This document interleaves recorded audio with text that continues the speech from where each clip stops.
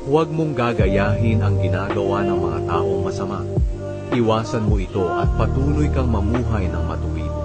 Sapagkat ang taong masama ay hindi makatulog kapag hindi nakakagawa ng masama o walang naipapahamak.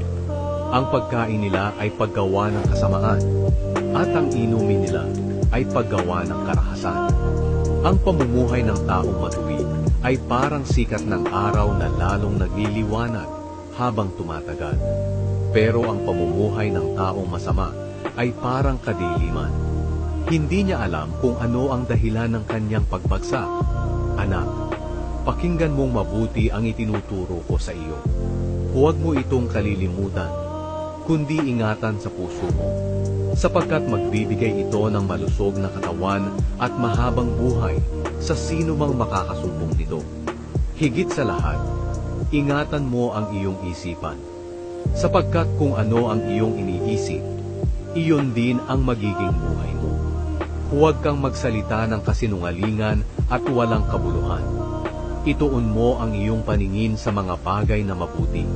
Pag-isipan mong mabuti ang iyong mga gagawin upang magtagumpay ka.